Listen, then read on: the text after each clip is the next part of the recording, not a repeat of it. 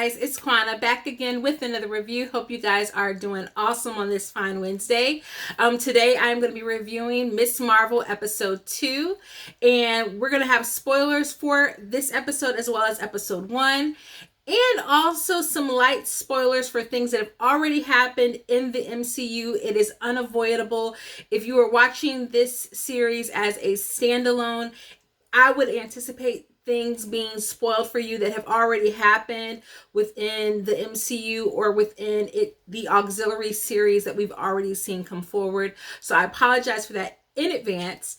Before we get started, I'm going to give you guys my quick review or just my thoughts around this episode, my rating for this episode before I go into some deep dive takes and some spoilers and also some theories. But most importantly, I want to hear from you guys down in the comments. I want to hear your theories. I want to hear your thoughts. I also want to hear about any Easter eggs that you spotted in this episode. And as we go along, I'm going to drop some things that I noticed, and you can guys tell me if you picked it up as well. But before we do that, don't forget to hit the subscribe button, and if you stay with me on this video, give this video a thumbs up, and hopefully I'll continue to be able to bring you more and more content. I adored almost everything about this episode. The pacing was better than episode 1. The Easter eggs were a lot more fun. They continued with the tone that I really enjoyed from episode 1. This episode in the series really feels like it reflects both Kamala's character as it is portrayed in the comics, and also that the actress herself is bringing to the role. It feels young, it feels vibrant, it feels entertaining. More importantly, there's just a strong theme around community and identity that this series is building, and that this episode does really well. There were some critiques, not very light critiques, that I had for episode 1, just that I wish that some of the things had been kind of cut so we could spend more time with her family and also see more glimpses of Kamala at school. And this episode gives you that and so much more. I really enjoyed this episode, guys. This is like 10 out of 10. I really enjoyed this episode. I can't imagine, I'm not even going to speak it. Knock on wood, it's just going to keep giving us more and more of this.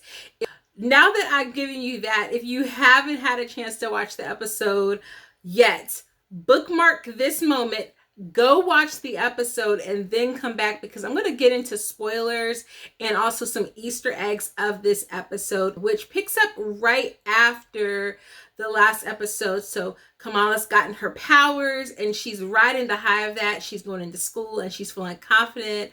I love the way that we get a parallel to that same sequence of her going to school from episode 1, but just the confidence, all those situations that she encountered in episode 1, where she, couldn't catch the basketball, where she couldn't stand up for herself with the 2 girls that were on her locker, where she didn't correct the gym coach, or I think it was a gym coach, who was calling her Camilla or something like that in the hallway, and how now that she's gotten that confidence, she's approaching each of those situations. I love that. I think that is a great message. It's very subtle because it shows us something that kind of should happen. Like, we've seen some superheroes really fumble and struggle with their powers. No, if you think about giving a teenager power, they're going to be cocky, full of themselves. It's very much giving me like Peter Parker, Tom Holland's Peter Parker, and the way in which we see Peter kind of take to having powers, especially when we get introduced to him in Civil War. This kind of feels like that, except for we've gotten a chance to know Kamala a little bit better at this point. And so it was really nice to see that sequence. She gets to school and Zoe is riding the high of being the girl who was saved by this new superhero. I hate that she dubs the superhero Nightlight, gives Kamala's name Nightlight. One, because now her name is coming from someone else and she's not getting a chance to own that. I'm pretty sure they'll correct that and we'll see her kind of take ownership of that as the series continues. But that's definitely like, I was like, Zoe, like, that's not, no. We don't do that. We don't go over here giving people names. Also was hoping that she was going to confess to Nakia. Note that we have now 2 Nakias in the MCU. We have Nakia from Wakanda, and now we have Nakia who is Kamala's best friend. She doesn't confess to her yet. I'm sure that that is coming. I'm also sure that because they are best friends, it's gonna cause a little bit of tension between the two of them when she finally does confess. But right now, I'm really loving the rapport and the friendship between the two girls. And really, this episode, we spend much more time with them than we do with Kamala and Bruno. But Kamala and Bruno, they do a sequence where we get to see them testing out Kamala's powers and seeing what all she can do and trying to kind of find the backstory of the bangle. An important thing that Bruno is able to determine is that the power source seems to be coming from within her and not the bangle itself. Like the bangle is just allowing her to access the power that she already had within her.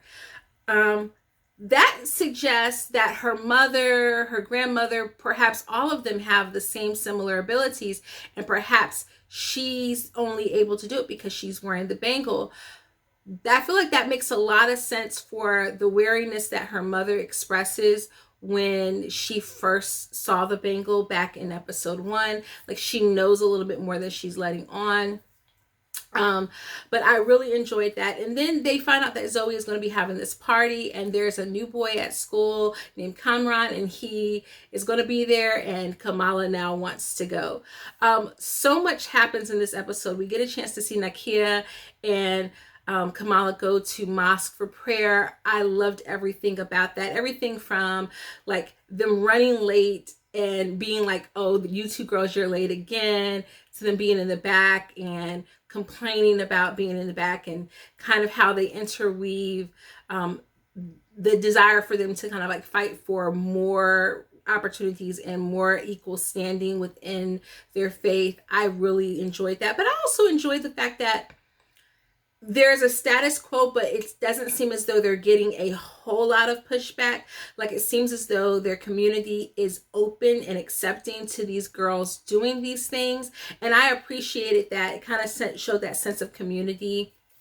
At the party, she meets Kamran, and he is obviously like initially taken with her and gives her number. And I was like, yes, get it, Kamala. I'm so excited. Although at the same time, I was like, poor Bruno. What about Bruno? But I mean, you know, the brown love is cute. It's cute in that moment. And he drives them home and offers to give her some driving lessons. I love everything about what this show is doing. The art direction, the cinematography of the show, it just feels so fresh, so vibrant. It just really feels like it reflects her personality, and I really, really enjoy that. The next day at school, they do go driving and they go out to eat at a restaurant. And they run into her brother and his fiance. And his fiance, Taisha, is a Black woman. I was so like ecstatic because oftentimes when you do get Muslim representation, it doesn't show the full range of diversity. But in this instance, you have characters that are Pakistani, characters that are Indian, you have characters that are African American, or at least I'm assuming Taisha is African American. We don't really know much about her character as of yet as it pertains to the show, but I just really love the dynamic. And Kamala lies and says that Kamran is her cousin. This girl is just not a good liar. Like, she's going to need to sit down and write out backstories, because she's not good with the whole secret identity thing, making up good lies. She lies to her brother and says that this is her cousin. And then later on, we get to see her family at dinner, where she hears a little bit of the backstory. We get to hear a little bit of the backstory of her mother's family. This is such a sensitive moment because they're talking about the partition that happens following the British leaving India, and then India eventually separating, and Pakistan separating from India. And her father talks about back when they were just all one and there was no separation. And it's such a sweet moment that they're talking about this, because they're talking about something that's so painful for their family and for other Pakistani Americans, but they're doing it in such a light way. And it shows that there's so much thought that's been put into how they want to address it, but then also not getting too bogged down and too maudlin and too sad in the conversation around it, simply because you're dealing with a show that is still geared toward teens. And I want to reiterate that, because I do still feel like, despite the more positive, critical kind of view that this show is receiving, that like the Marvel fans still reject a lot of what is not like their faves or the really big popularized canonical characters. Like, I feel like a lot of people in the fandom are like, yay Avengers or yay X-Men, and then any of the characters that have come around within the last like 20 or 30 years, they kind of reject that representation. They feel like it's forced when those characters have been created, and why shouldn't they? Why should superheroes just look like one thing? Why shouldn't superheroes look like all things? And so that was just such a nice moment. But most importantly, Kamala gets a flash of a woman. And so I mentioned this in the last episode because I think that, this relative of hers, we're going to find out that either she is connected to or related to or descended from, the Inhumans, and that this has been a part of Kamala's lineage. She just did not know this. And so maybe Kamala's the first who's been able to wear the bangle and access the power, something along those lines. Let me go back though, because I didn't talk about my absolute probably favorite moment in the episode, which is right after she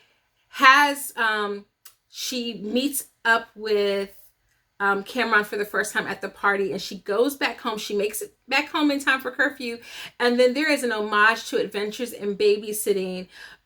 If you guys will remember the film Adventures in Babysitting from the 80s, when Elizabeth Shue is doing the dance number at the very beginning to Tonight You're Mine, and she's dancing up against the curtains. Kamala is dancing through through her family's home, going into her room, and they're playing that song, and it's such an homage to that moment, and I'm just gushing. I loved everything about this episode. She invites Bruno to the Id celebration, and Nakia is there trying to run for board membership for the mosque.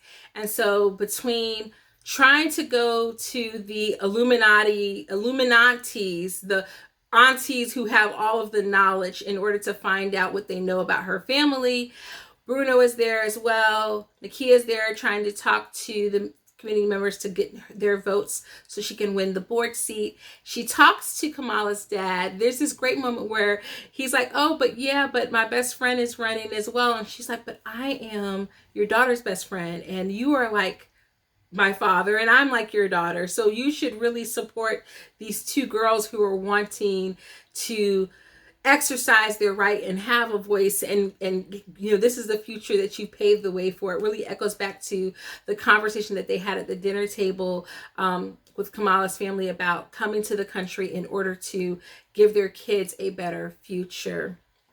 Again, just such a nice touch. And then during the celebration, Kamala hears about her family being cursed. She learns a little bit more about her great-grandmother, who ended up disappearing during the partition. They don't know what happened to her, but the members of the community thought that she was cursed, and this is partly why her mother has come to America, to get away from the reputation caused by her great-grandmother.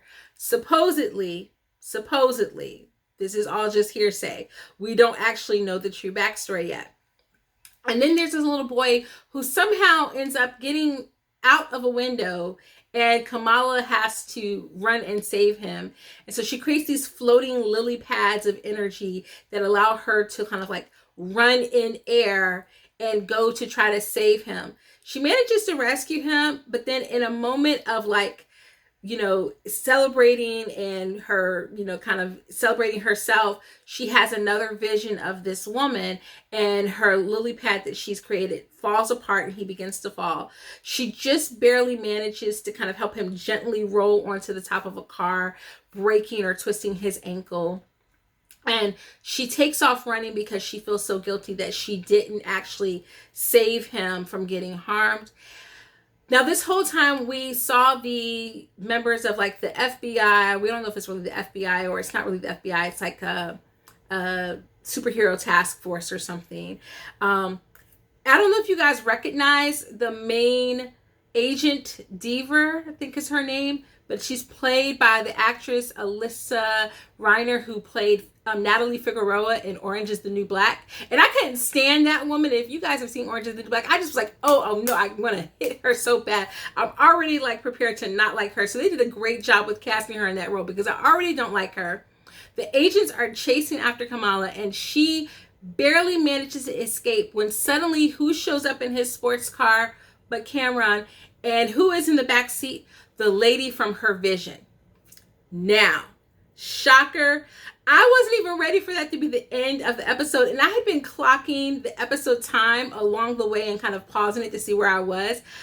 And there were moments where I was like, okay, this episode is going good, this episode is good. And then it got to the end, and the way it ended, I was like, no, that can't be the end. I need more. That is the sign of a good episode and a good show, when you're not ready for that episode to end. And when now I am on the edge of my seat waiting for next week's episode, and it's just Wednesday, I almost hate that I watched it today, because now I'm going to wait for a whole nother 7 days for the next episode to come out. So many Easter eggs, callbacks to end games with "You Have to Let Me Go" with Scarlet Witch, with Black Widow telling Cliff "You have to let me go," and Kamala telling Bruno "let me go," and then she just does like a short drop, like maybe a 3-foot drop to the top of the roof. That was such a funny moment. Her talking about trying to see if she had powers like Ant-Man. Guys, if you kind of know, like from the comic book, which she does, her powers resemble, she can make her parts of her body grow larger. She can make herself grow larger. So she essentially has Ant-Man's powers. She also has Reed's powers, which are like kind of like Mr. Fantastic. So she can stretch out, right? So she kind of has these powers that resemble all these other people. And so the fact that they acknowledge that, and she says this, where it was an Ant-Man at the Avengers Con in the last episode, but then echoing to who plays Ant-Man, Paul Rudd, and talking about how she has something in common with Paul Rudd because they both look younger than what they really are. I loved that line. Paul Rudd, such a nice looking man. And just so much in this episode. There were so many other Easter eggs, but those were some of my favorite Easter eggs. But let me know down below in the comments what Easter eggs that you saw from previous episodes. I really do think that dance sequence is going to go down as one of my favorite moments from this show that has nothing at all to do with her powers, and just filling my 80s baby heart with joy, that moment alone. But so many good moments from this episode. Let me know down below what you liked about the episode. What were some Easter eggs that you saw, and what do you think is the source of her powers? Do you think that she's Kree? Do you think that it's just the bangle itself?